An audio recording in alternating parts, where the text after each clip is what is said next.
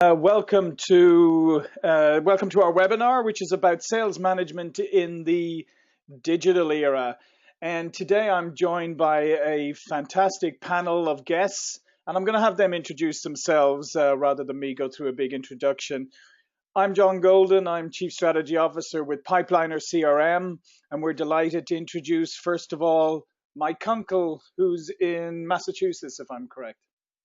I am in Carlisle. Hi, everybody. So I am a sales transformation leader. I've been in this field for, about 30 years. I work today for Brainshark, which is a sales enablement solution provider, and I run their sales enablement advisory services, sharing, hopefully, thought leadership through writing, speaking, leading webinars, and advising our sales force and our customers, and I'm glad to be here with everybody today. Okay, and next up we have Andy Paul, who's in New York today. I'm in New York, yes. John, thank you for having me on the webinar today. As John said, I'm Andy Paul. I'm an author of 2 Amazon best-selling books on sales, Zero Time Selling and Amp Up Your Sales, host of a 6-day-a-week sales podcast called Accelerate, which hopefully everybody's listening to. And as the founder and CEO of my company, Zero Time Selling, Inc., I advise CEOs on their sales transformation efforts. Okay, and rounding out our panel is James Obermayer, who's up in Washington State. Yes, thank you. I am the founder and director of the Sales Lead Management Association, an 8,000-member group. I'm also the publisher for the Funnel Media Group, and we have 6 radio programs that we produce each Thursday, and podcast replays. We've had about 150,000 listeners so far for our combined programs. And I've been an interim sales and marketing manager for 20 plus years in my own business, Sales Leakage Consulting. So I've been a sales manager for probably 3 dozen companies through the years. So I'm taking all that pain into today's broadcast. Okay, fantastic. Okay, so we've done our intros again. James Obermeyer, Andy Paul, and Mike Kunkle are going to answer these great questions. Now, what I wanted to do is start off with a quote from John Chambers, who in March of this year, John Chambers of Cisco, he was the CEO of Cisco, he's now the executive chairman, and he made this statement in an interview. If you're a leader in today's world, whether you're a government leader or a business leader, you have to focus on the fact that this is the biggest technology transition ever. This digital era will dwarf what's occurred in the information era and the value of the internet today. As leaders, if you don't transform and use this technology differently, if you don't reinvent yourself, change your organization structure, and if you don't talk about the speed of innovation, you're going to get disrupted. And it'll be a brutal disruption where the majority of companies will not exist in a meaningful way in 10 to 15 years from now. Okay, so that is quite a statement to make. And we're going to discuss that in a moment. But first, I just want to ask you, just quickly, give me an idea of what your particular role is. So for the attendees, let me know what your particular role is. The poll should be up there right now. So we just get a good idea of where you guys are. Okay, so we have 30% sales leader, sales person, 10% sales operations, some marketing, and 10% others. Okay, so that gives us an idea. All right, now let's go back to the presentation. All right, so based on that, quite dramatic statement from John Chambers, I want to ask, starting off with Mike Kunkle, how has sales management really been impacted, or has it been really impacted much by the digital era? Or as in the words of talking heads, is it same as it ever was? For me, the short answer is yes, John. Sales management's definitely been impacted. I mean, technically, the digital age is just another name for the information age, which started back in the 70s with the PC, right? So today, we hear a little bit more about digital disruption, like mobile or digital transformation, which is more about how companies are transforming the way they operate based on all the technology, data, and analytics, and especially data-empowered decision-making. When we bring that back around to sales management, I think the outcomes that sales managers need to deliver is pretty much the same as it's always been, right? The job of sales managers, hiring, training, coaching, pipeline management, forecasting, meeting management, performance management, team motivation, leadership, all of that stuff is the same.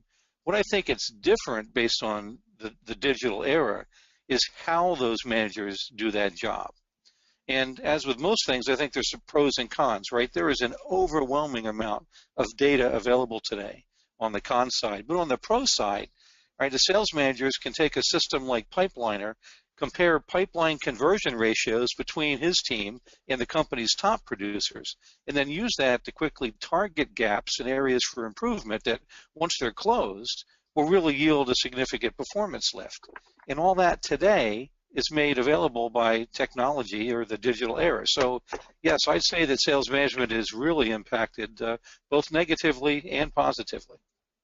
Yeah, that's great, Mike. Andy, what about you? What do you think? Yeah, I agree with a lot of what Mike says. I think for me, one of the big issues is that we don't really understand sort of his pros and cons, kind of whether the impact has been positive. And if we look at some of the figures, generally available figures from Forrester and CSO Insights and so on, is during the crux of this, or the heart of this digital transition we've been experiencing over the last 10, 15, 20 years, is sort of industry-wide indicators of sales performance have been slipping. And close rates on business B2B sales, according to Forrester, have dropped year over year, and percentage of reps attaining quota is still below 50% and not improving. So yeah, I mean, I think there's tons of data that's available that wasn't available before, that fundamentally changes how managers can do their jobs. But it's still an open question whether we've harnessed it the right way so that it has a positive impact on performance. Yeah, I think both of those are fantastic points. And how about you, Jim? Impact, positive, negative? Well, it has the potential to be positive. I still see in the smaller companies that the technology hasn't worked its way in the way it should. I think sales management has been impacted by the quality of lead generation. There is that capability to have much better qualified leads, business intelligence being applied to the whole lead management process, the lead generation process. The tools that the sales manager has at their disposal to use, and the salespeople, have been greatly impacted if they desire to use the tool. And many of them don't, which we can get into later. And then lastly, the depth and the ability of their ability to forecast has improved dramatically, or at least the potential has improved dramatically, but it is lacking in a lot of companies. Even though the tools are there to give a much better forecast, the reality is that many sales managers are still behind in using a forecasting tool, which could get them out of a jam. So I'd like to say the potential is there, but in many respects, as we find in so many sales management roles, they're behind the curve. Mm-hmm. Yeah, and I would add to that what Jim said, is that there's a danger a lot of times when these discussions are held that we generalize based on the experiences of leading edge companies, SaaS companies, technology companies, large enterprise. And my experience mirrors Jim, and I work primarily with mid-sized companies and smaller companies, is the penetration of and adoption of sales technology, sales enablement technologies is still pretty low. I mean, they may have a CRM system, but to the point we're also familiar with, as its usage been adopted, our managers getting the data into it that they can extract meaningful data from. But even more basic than CRM systems, I mean, there's basic tools for sales intelligence and so on that just 5, 6 years after they've been introduced and widely adopted in other spheres are still not being used. No, I agree. And Andy, quickly, question 2. So if you said some positive impact, negative impact, not sure yet, but what do you think are maybe like the top 3 major changes that this is having on sales management, either positive or negative?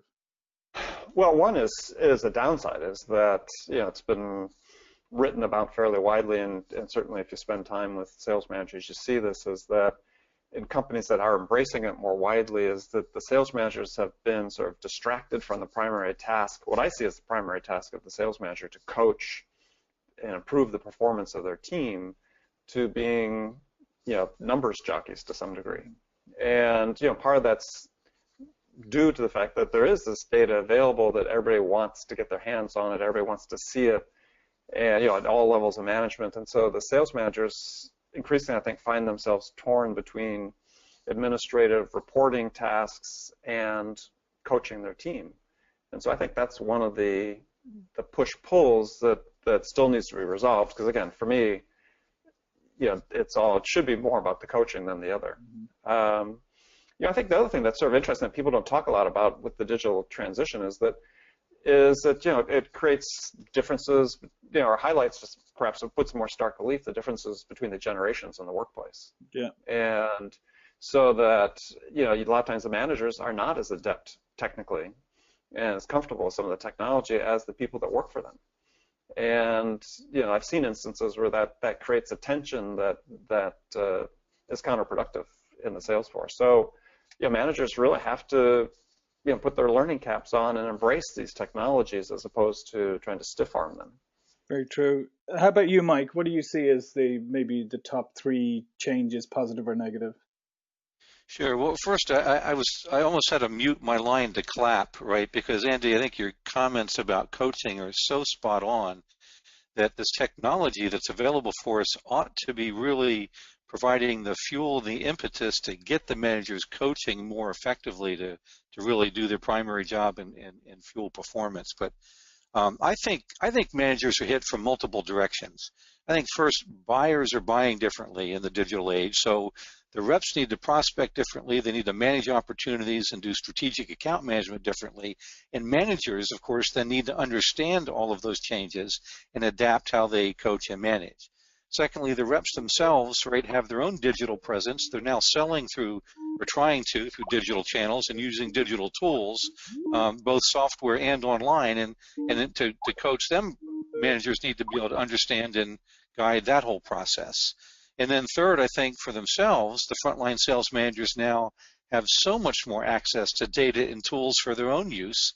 And then they've got their own digital presence, and they have to understand and master all that while, again, kind of doing their day gig, right? So, as one example, I think, for the managers, they now have access to software that could assess how accurately their reps answer questions about training they've received. So if they do that, and then based on that data, it starts to point managers toward and decide who really needs help with what, and then start addressing those individual needs. Then if you've got a virtual coaching platform, right, like we've got, then you can send out skill challenges to reps in their entire team and review the responses to validate skill rep levels and coach them to mastery.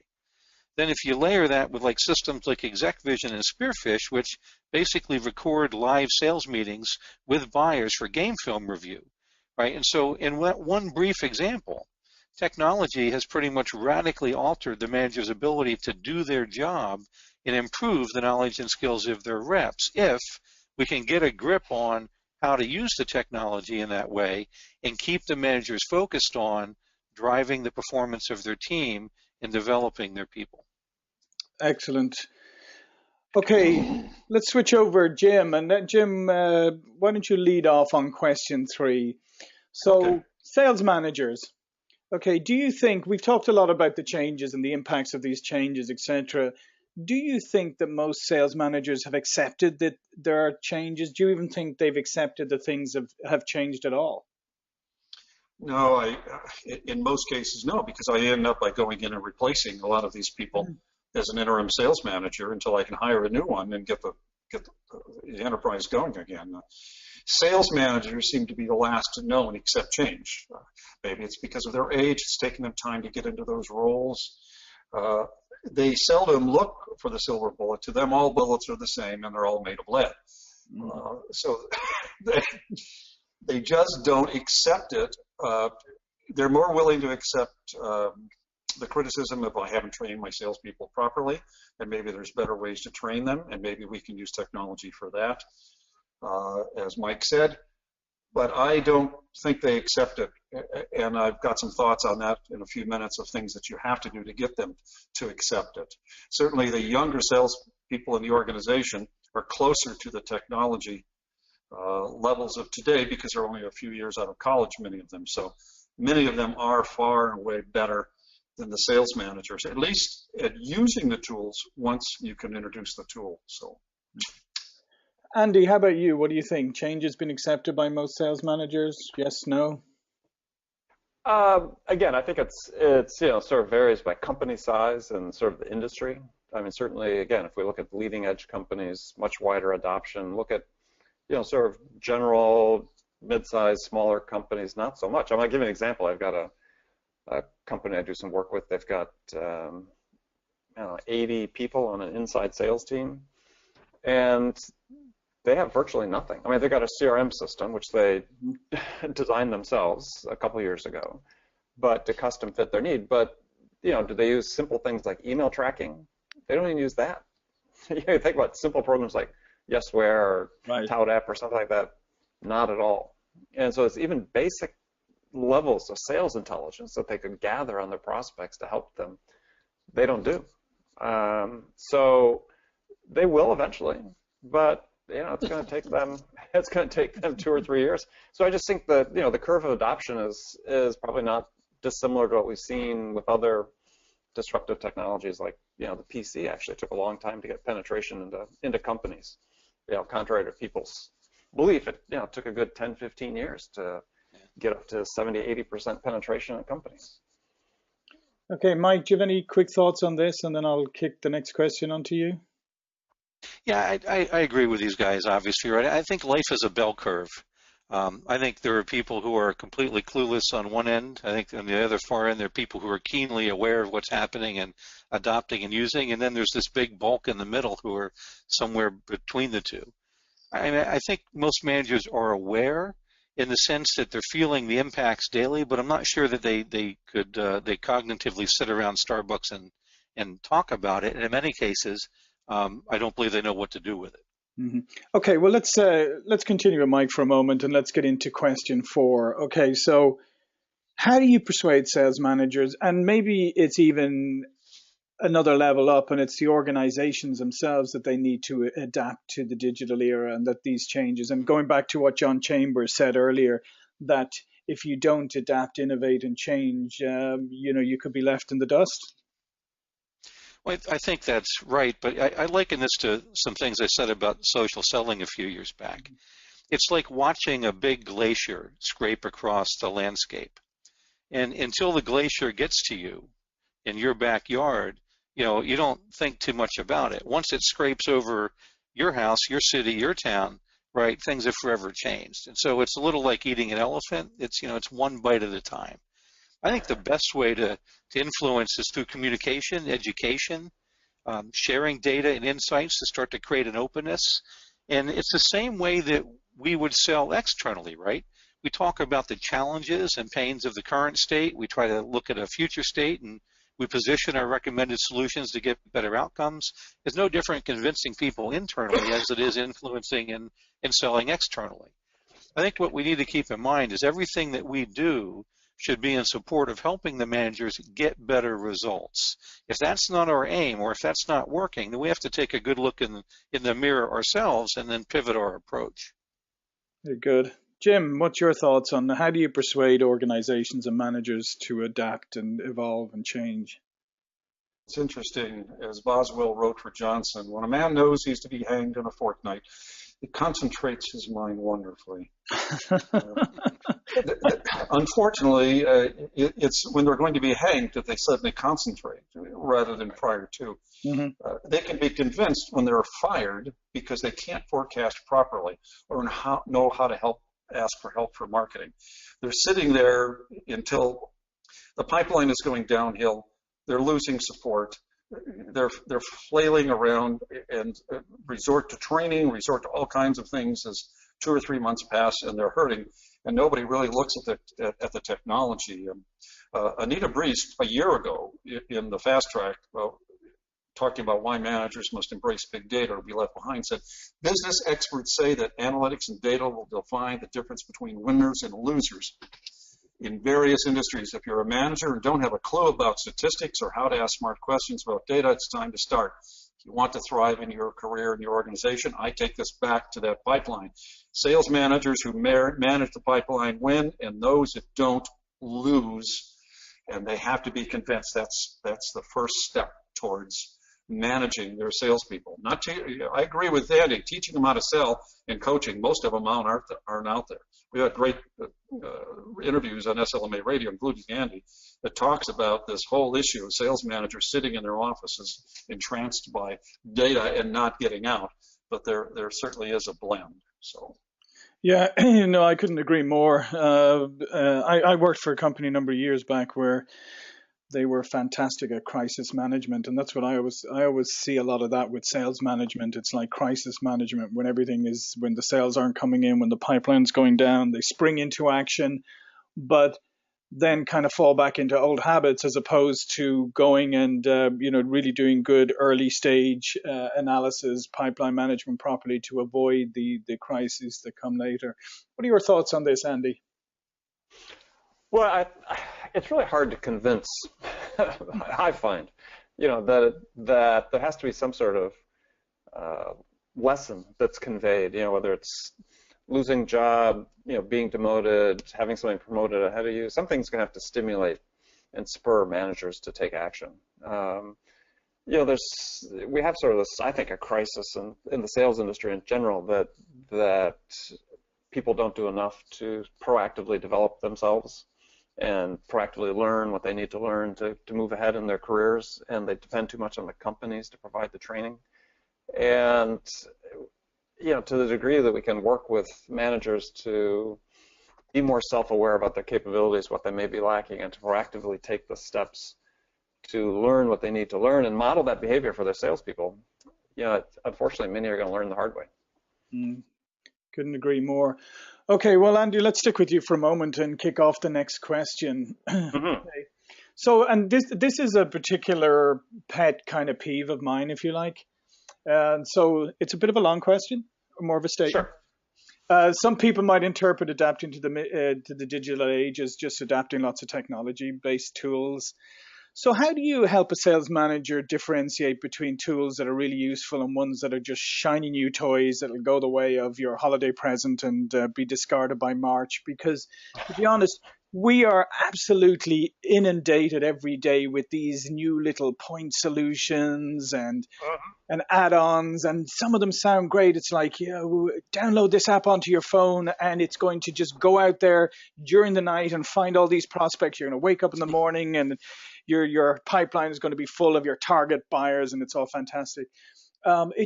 People are overwhelmed. So how do you help sales managers differentiate between useful tools and shiny new noisy tools? Well, I think that's a real trouble point. I think it's very difficult to do that, and because part of it is we don't, and I'm going to get on my soapbox a little bit about this, is we as a sales industry, we have no common definition of productivity. And without that, it's really hard to measure whether we're getting the return on these tools or not, or whether they're producing enhanced productivity. We know that some of these tools create the ability to do more things, take more activities, but we have a very hard time correlating those back to what I consider real productivity in sales. Are they generating more dollars of sales revenue per hour of selling done? And unless you can answer that question, you really don't know. You can guess. So I think we're still sort of sorting it out on real sort of macro levels, right? Yeah, this enables my reps to make more calls. That must be good. Though we're not necessarily tying it to outcomes. So I think that's still the part of the equation that we need to solve to really be able to answer that question. Until such time, it's going to be pretty hit and miss. Yeah. What about you? What do you think, Mike? Because I just think we belong in this shortcut culture where we're inundated with things telling us that it's going to make it quick and easy for us to do things that are not that actually aren't quick and easy to do. So what are your thoughts on this? Well, I hate to sound like a command and control guy because it's generally not true. But I do think that managers really should be using what the company provides, and the companies need to be choosing those tools strategically. In terms of where to focus for me, as simple as possible, I think tools should support process and workflow, make things either easier, faster, more convenient, less costly, more effective. And so that's the simple formula or barometer for me. And it's easier to see that from somewhat of a higher perch in how the tools will work together to keep people focused on the right tasks, doing enough of those tasks, and the quality of those tasks. So, I think from a company perspective, the sales enablement leaders need to be looking for tools that support as much of the sales ecosystem as possible, either through working with a vendor that's got a broad solution set or the partnerships to bridge those gaps, and choose tools that integrate to reduce the tool footprint and the total cost of ownership and increase the likelihood of adoption and then actually becoming more efficient or effective because of that. So that's, and as I look at all of the different tools out there, I almost hate to say this one out loud too, because I fully support entrepreneurship and innovation, but given the failure rate of many startups and the number of tools on the market, and how much disruption there could be in forced change when failure occurs, I often lean toward recommending established, profitable companies who have the infrastructure to properly support my sales force. Now, I've certainly broken my own rule there. I think there are exceptions. But, I think sometimes it makes sense to take the calculated risk, but usually I lean toward proven effective. Yeah, that's a good point, very much. And you touched on something really interesting here that I want to kick over to Jim. You said about process, and that is another, and now I'm back on my soapbox. That's another thing is I feel that sometimes companies and people grab tools and don't do the hard work of defining the process, and they actually think the tool is a shortcut. Because at the end of the day, if you don't have well-defined sales process and other process, what exactly are you automating? What are your thoughts, Jim? Well, to partially answer the previous question too, I like tools that present information that allows me to make a decision, reduces the time for sales chores, reduce in some manner the sales cycle. For instance, I need information from a forecast that is plain to see without a master's degree in business. And I need salespeople who can do the same thing. I need a queuing system, which is a process to allow salespeople to know who to go to after every morning. I'm looking at those kinds of things. I was looking at something from CSO Insights. They say 45% of the salespeople miss their quota. And they did some research, and it's quite interesting. Not enough qualified leads, lack of sales training, no formal sales process. Managers can't effectively coach reps, ramping up reps too slowly, lost opportunities. All these reasons. There's not a word in there about tools. There's not a word in there about, I need more tools and I'll sell more. There's not a word in there about the sales pipeline, which is obviously on today, and managing that pipeline. So I don't know if that answers your question. Maybe Andy's got some better ideas there. No. That's a great answer. Let's move. Well, but I do want to add that. Go on, Mike. Though this Andy is that we still have. Mike was a great answer. Jim's a great answer, but we still have this fundamental issue, which I think is that we're not able to tie the investment in these tools to enhance performance. You can though. It's there, Andy. It's there. They'll use the tool. Well, so just use the basic CRM system that's there. But look at the basic numbers that come out of you quoted CSO Insights. You look at their number. You look at Forrester's and so on. Some of these tools are great because they were really necessitated by changes in business models. Take the SaaS industry, for instance. There needed to be a whole new set of tools to be able to support how that product was sold and purchased. Because it's a brand new sales process. But you're talking about an industry that has historically very low close rates. They've got very low follow-up rates. In the CRM system, the average company goes through 3 of them before they decide that it's going to work, mainly because the sales manager sits there like a dummy. It doesn't say, you've got 3 jobs here. You've got to fill out your expense report, actually 4. Fill out your expense report, turn it in on time. You've got to make quota. You've got to follow up every sales lead, and you have to use the CRM system, because you don't use that, everything else falls apart. And I'll fire you if you don't.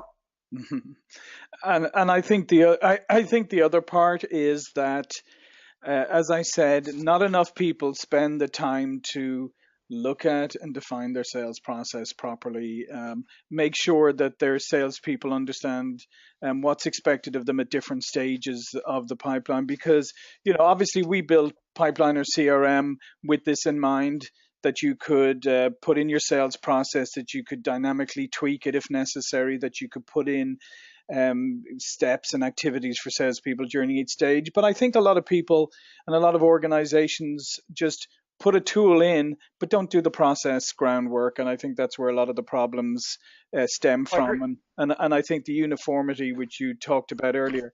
But let's move on. Let's flip this a little and say, okay, so we've got some folks who are listening, maybe people who are going to watch the recording, and they say, okay, I want to adapt my management style to the digital era.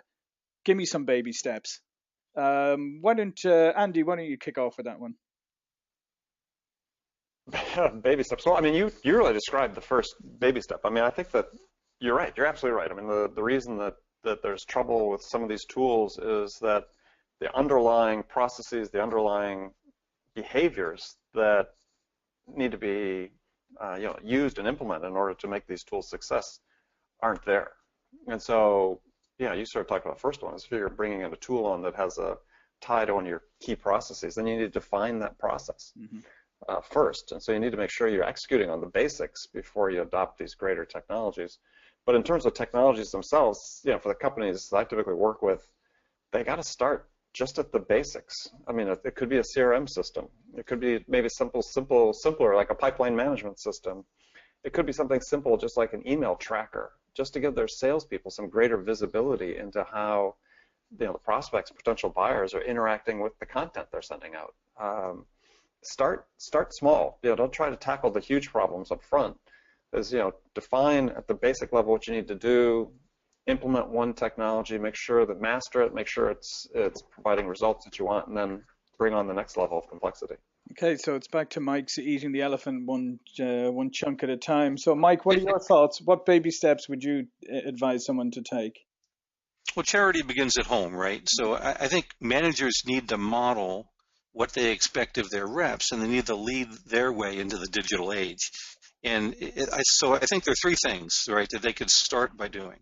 First of all, become an expert on their own CRM system, what they have in place, and be able to guide their reps on using it effectively and letting their reps know why it's important and what they are going to get out of it, and then have the managers use it to their benefit to be able to help their reps.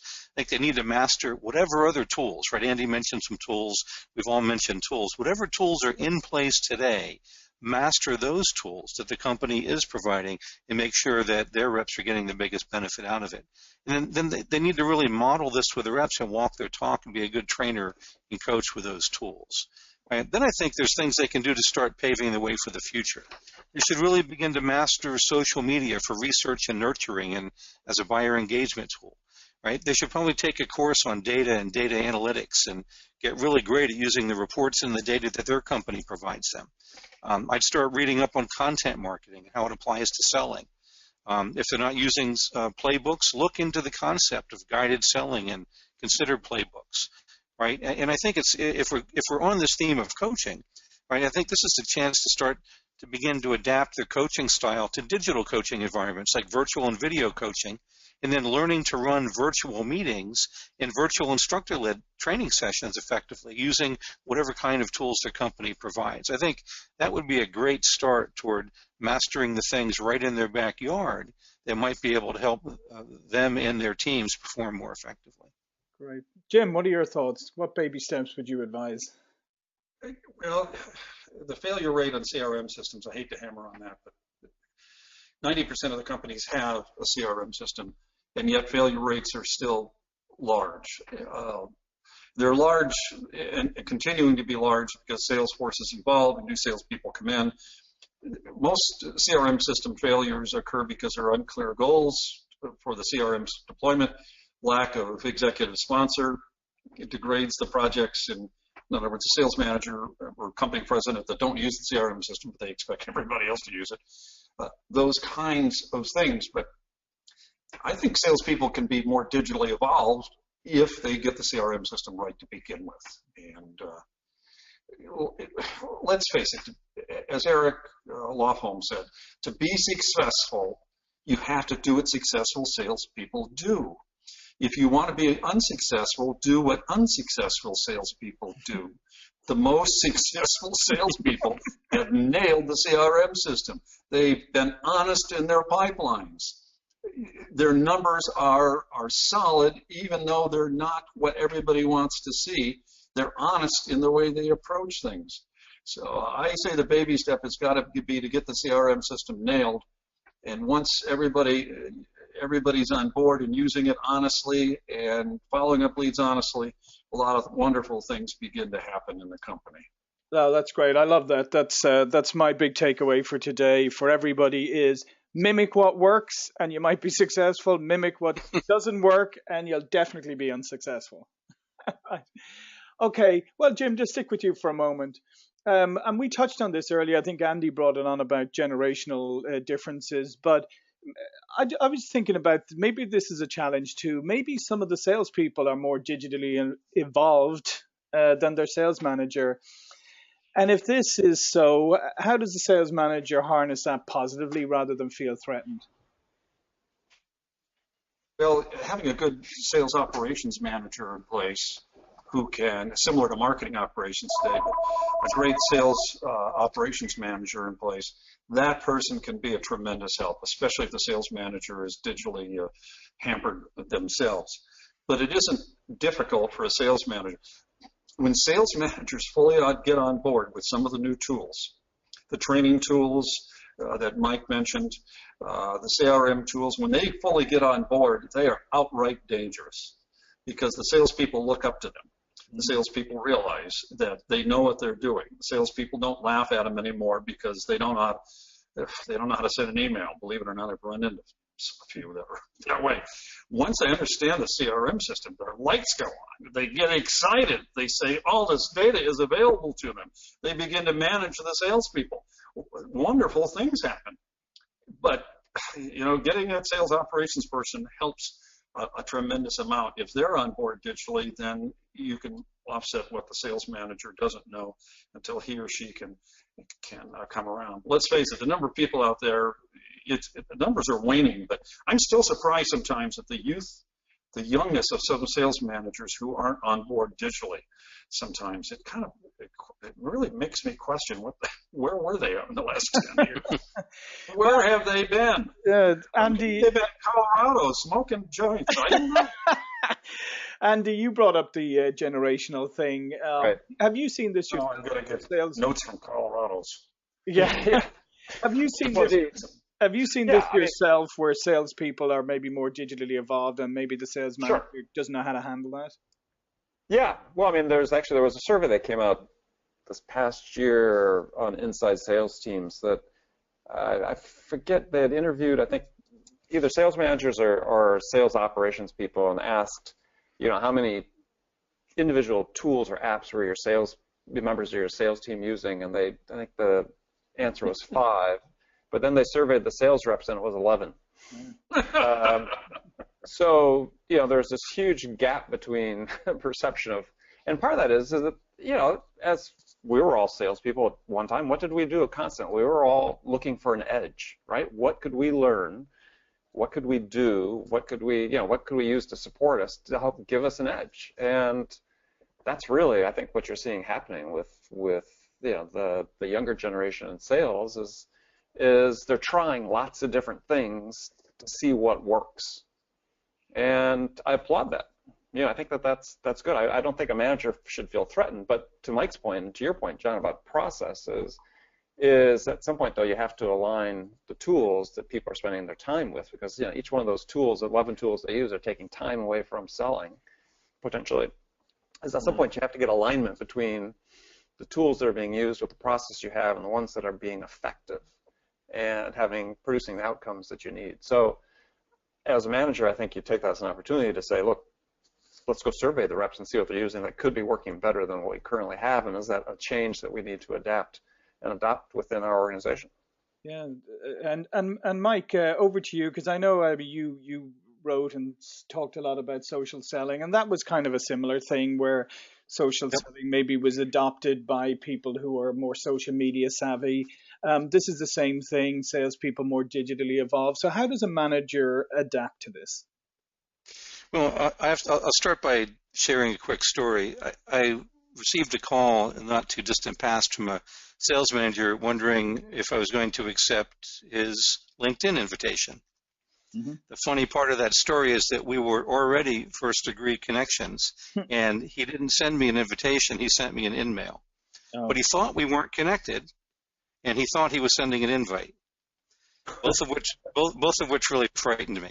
So I think we do have a gap here, right? And I think there are newer reps that are more tech and digital savvy than their older managers. But I come across tech savvy people of all ages too, and I'm not exactly a millennial, and I'm a fairly tech savvy guy. So what I'd encourage is I'd encourage managers to use any gaps like that as an opportunity, right? Have those more savvy members teach and mentor those who aren't, regardless of their age, including the manager, right? The manager will obviously have things to offer in return, and it can really be a great trade-off, right? It can be mutually beneficial.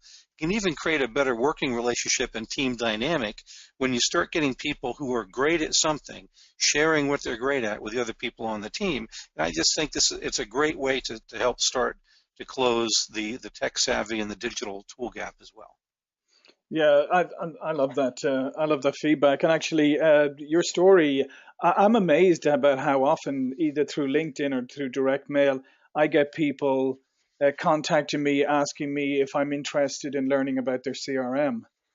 And I'm yeah, I'm not I'm really. like, gosh, I don't know if we want to open the door to that conversation. I mean, that's here we are, talking about these great tools and technologies, and yeah, I mean, I get emails constantly, from SDRs, for one thing or another that's clear they haven't, done one iota of research on me. And, the worst offenders are the companies with the biggest names that supposedly would have the best practices and processes in place. And I won't name them for fear of not embarrassing them, but, on my wall of shame of emails I get are all the big names in the sales technology space, because they're all really bad at it. Yeah. No, for me, it's single point of failure is the lazy person who can't be bothered doing their research, because, and unfortunately, we have all these mass email tools that just enable that kind of behavior. Okay. Well, it does. Yeah, no, it absolutely does. So here's a question. Obviously, Pipeline is the CRM company, but have we reached that tipping point where a sales organization can't really survive or flourish anymore without some kind of a CRM system? I mean, has it become an absolute must? I mean, you wouldn't really operate without a bookkeeping system anymore, a payroll system, some of those others.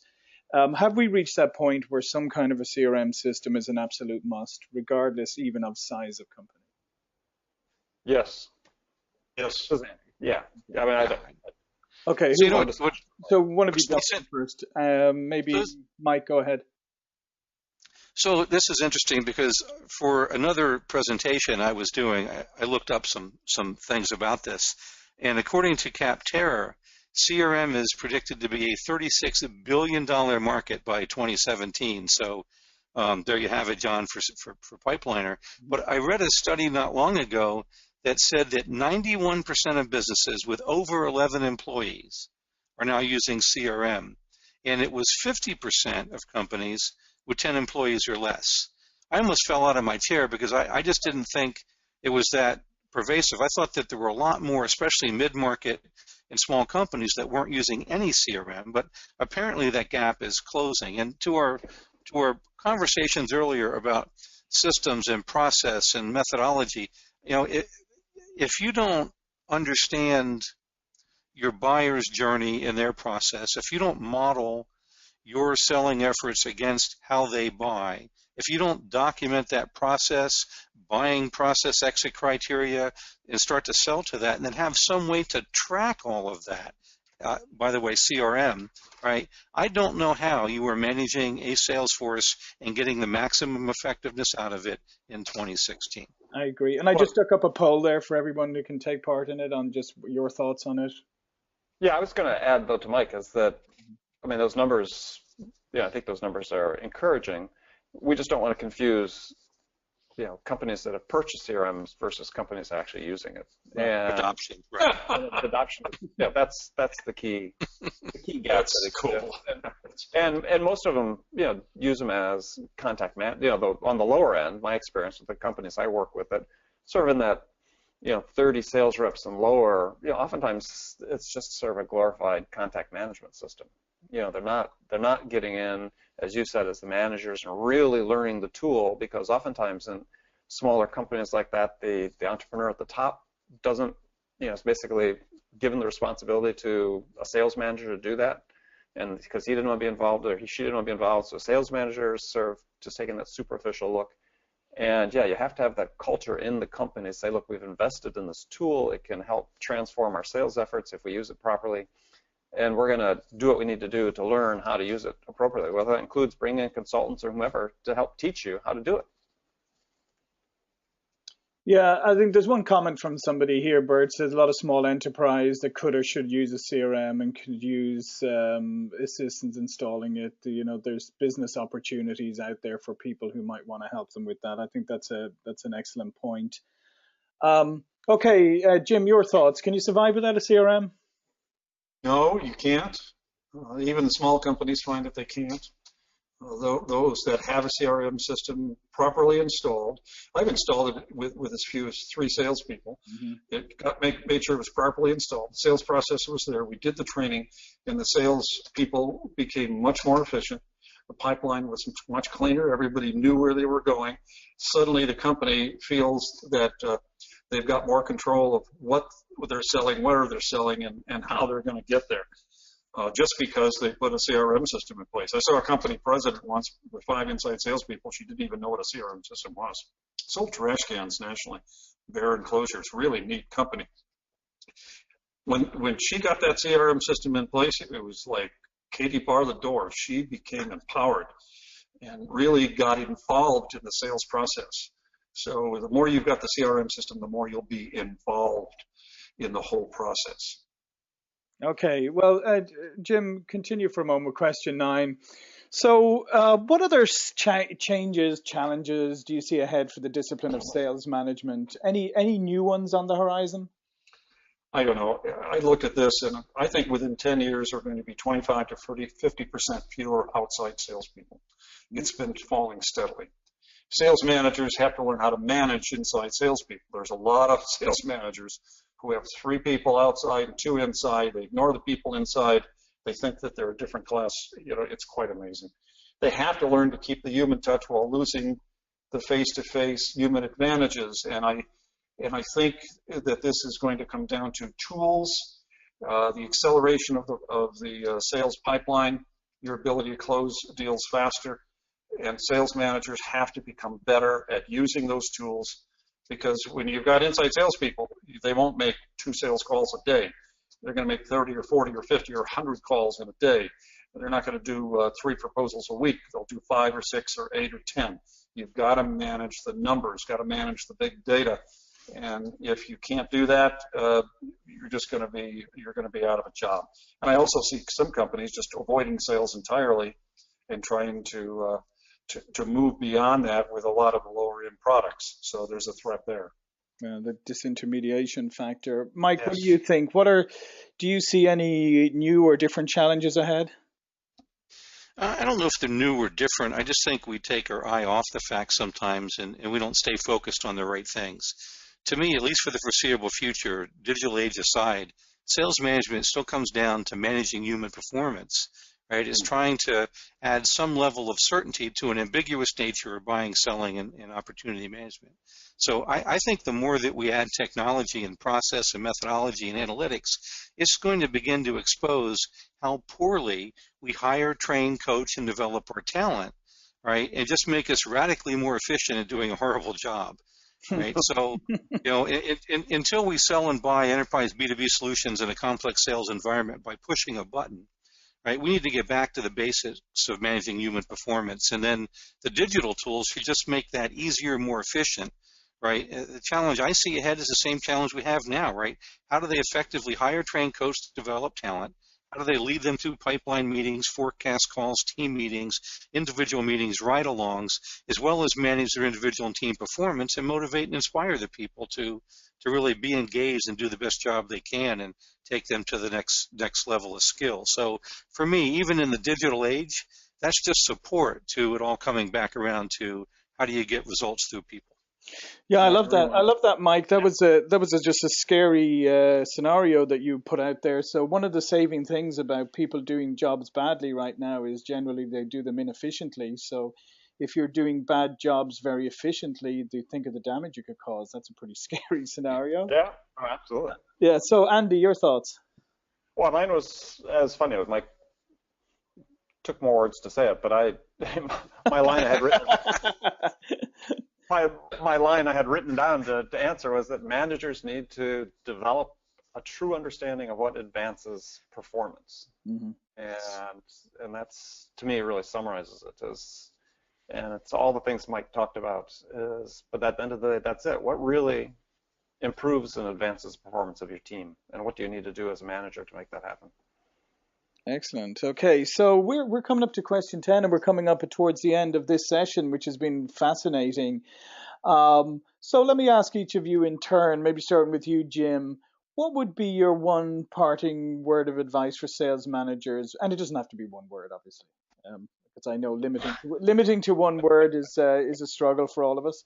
So, Jim, what would be your parting piece of advice for sales managers? Find out how successful sales managers manage and copy them. Do what they do.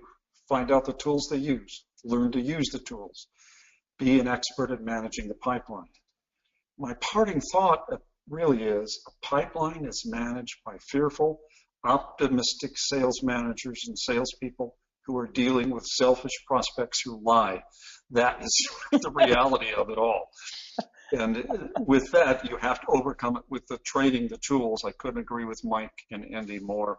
It comes back to, outside of the tools, it comes back to those personal things that have to happen.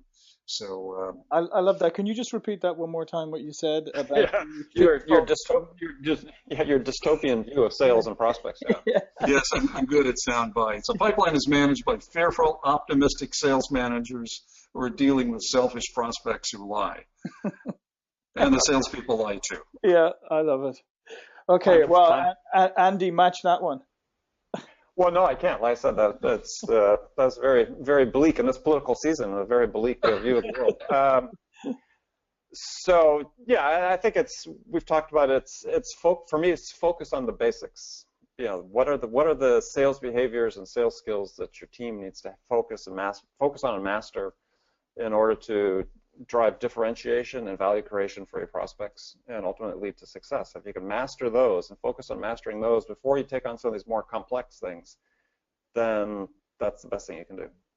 Yeah. And Mike, your parting words of wisdom for sales managers. Well, I'm going to steal the words of wisdom from somebody else. 30 years ago, I heard Zig Ziglar say, you get what you want by helping enough other people get what they want. So my advice to sales managers is to absolutely focus relentlessly on their buyers and their customers and instill that mindset in their reps. If they then become a master of their craft, the things that these other guys have talked about, learn everything they can about hiring, training, coaching, developing, managing, and leading their team. And if they use technology to improve their efficiency and effectiveness in doing that, then their rep will grow, their company will grow, and they'll grow. Well, I think that's a great ending from all of you. That's fantastic.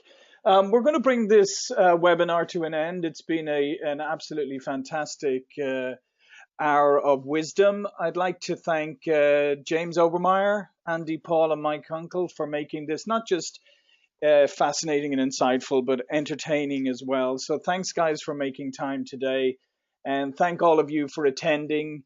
Again, my name is John Golden from Pipeliner CRM. We'll be making this webinar available by recording. So if you didn't get a chance today if your colleagues or whatever didn't get a chance to attend today, you can certainly pass on the recording to them. Bert said, thanks everyone for an insightful meeting. Yeah, thank you, Bert, and thanks for your contributions during it. So again, just like to thank everybody for coming today, and we're going to end the meeting here and look at our events page on pipelinersales.com for more upcoming events like this. And again, thanks James, Andy, and Mike for a really great session today. Thank you, John. Yeah. Thanks, bye. All right, thanks guys. Bye now. Bye.